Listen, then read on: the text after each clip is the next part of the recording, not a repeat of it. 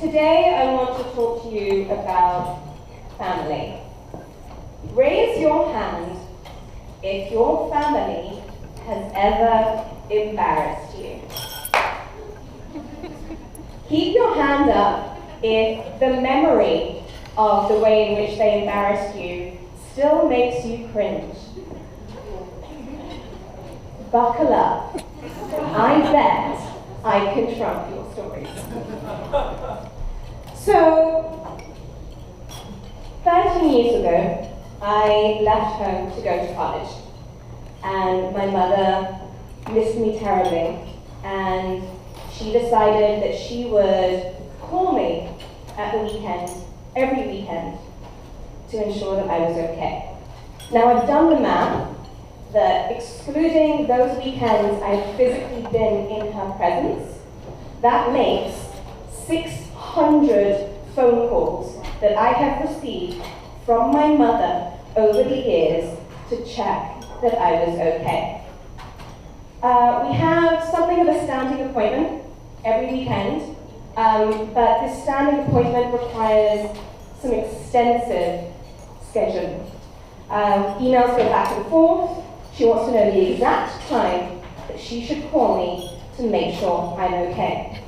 And if I don't pick up the phone in 2 rings, let me put these down, I don't need this. If I don't pick up the phone in 2 rings, she gets very upset.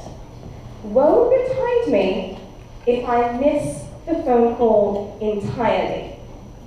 If I'm, busy, or if there's a meeting, or if I fall asleep, she gets very, very worried. And if I miss the phone call, she tends to leave a series of voicemails. And they sound something like this. Missy, it is 2:25 p.m. I told you I would call you at 2:25 p.m.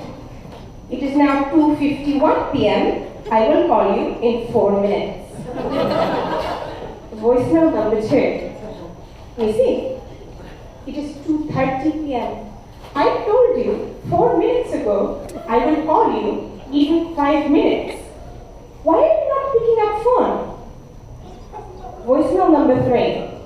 Missy, I am very worried. There was a hurricane in Caribbean. Are you okay? I will check my WhatsApp messages. Voicemail number 4. Missy, clearly you are very busy.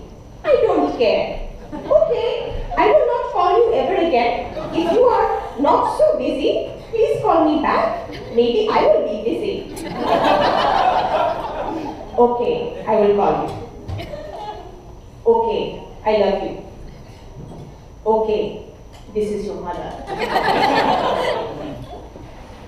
It turns out that one particular string of messages, I had fallen asleep and made the dreadful mistake of leaving my phone on silent. She left me 8 voicemail messages, 12 missed calls. I was fine, but she has never forgiven me. The bizarreness of my relationship with my mother, with my family, extends to our in-person interactions.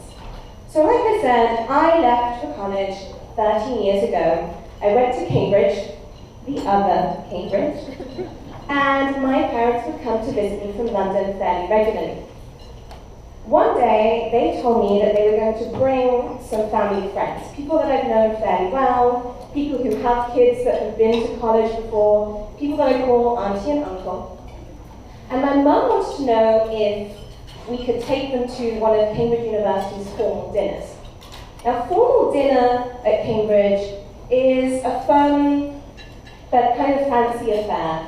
You buy tickets, you dress up in what I call fancy funeral wear, you wear robes, you are served with sort of lovely food, and everyone has a really good time. But students often struggle to get tickets because it's such a popular event. So I said, Mom, yeah, bring up auntie and uncle, that's totally fine, but it's unlikely that we'll be able to go to formal dinner. So she said, okay, cool. It's a It's a dreary, overcast Sunday afternoon, much like today, actually. And I hear two cars pull up outside my room in this courtyard in Cambridge. And I look out my window, and these doors open, and these beautiful, ornate Indian shoes land with a crunch on the gravel. And what emerges in this austere, grey, overcast Cambridge afternoon is a scene from a Bollywood movie. 4 people dressed head to toe in these rich, vibrant silk saris. They emerge like they're auditioning to meet their future in-laws. And they are dripping with jewelry from head to toe. And there are sapphires, and there are rubies, and so much gold. It's 2:30 p.m. on an overcast afternoon in Cambridge, UK. So I hurry them inside because people I know might see them. And they sit in my tiny dorm room, which seems very humble in comparison to what my family are wearing. And they look at me expectantly, like I'm going to pull out jugglers and flamethrowers and an entirely orchestrated dance routine. And I keep thinking, what are we going to do? Because they are dressed to the nines. So, being British, I go to make some tea.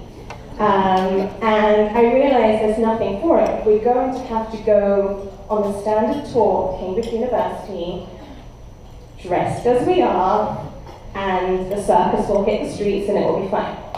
So, we're walking around Cambridge University. Cambridge was founded in 1209.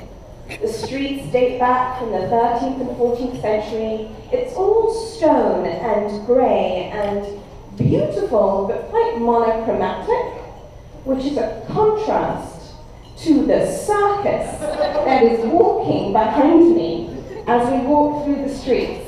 And they find everything fascinating, and they are talking about everything they find fascinating. And there are men and women and children clearing a path for my circus family as we walk through the streets of Cambridge. At one point, I want to turn around and say, will everyone stop walking so loudly? My dad, in his infinite wisdom, says, maybe we should go get a drink. So we go jingling, jangling around to this pub called the Eagle. The Eagle pub is terribly British.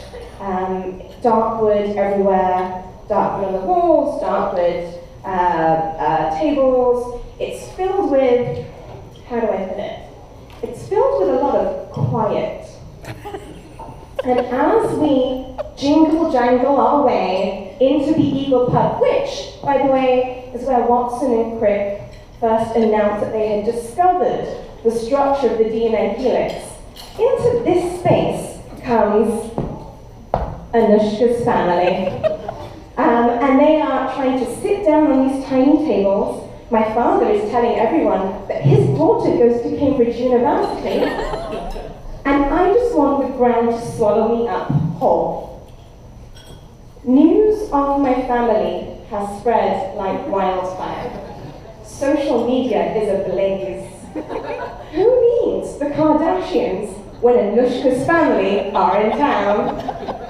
And friends of mine are emailing me to say, you know what, Anouska? I don't know why your family are here. Clearly it's a special occasion. Here, you can have my ticket for formal dinner. So, the circus was going to go and have dinner. Who here has ever worn a sari? Yay! If you've never worn a sari, you won't appreciate how awkward it is for my mum and my aunties to sit down for dinner in this beautiful dining hall in Cambridge University. Cambridge University's dining halls, big Hogwarts, right? Long tables like you see in this D hall, but double in size with these long benches. And so my mum and my auntie are struggling in their saris, which aren't like pants, they're like sort of swaddled in fabric from your hip to the floor. My mum and my aunties are struggling to climb onto the bench to sit down. So this means that everyone who's sitting along one side of a very long table have to pull the bench out for them so that they can carefully balance on their rather rotund bottoms and swing their legs round with glee. While I am trying not to claw the skin from my face in embarrassment, my parents are having a glorious time.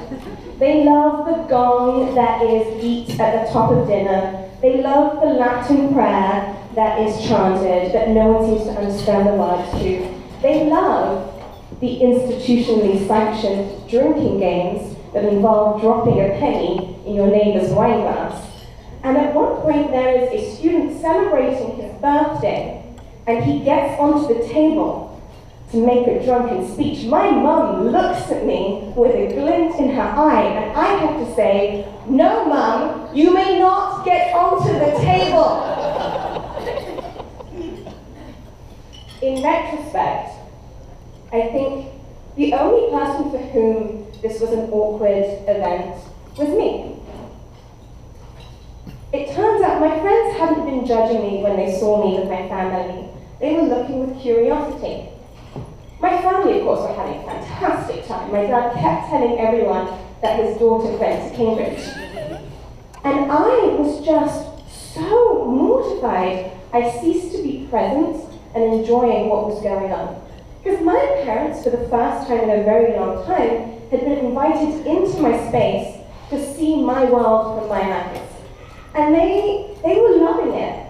And I wish that I had just taken my own embarrassment and insecurity away so that I could be present with my family. After all, my family are the reason I am the way I am. They're the reason why I like standing in front of a lot of people and talking to them. And in fact, they trained me quite well, because very recently, I decided to initiate a phone call to my mother to see how she was doing. And guess what?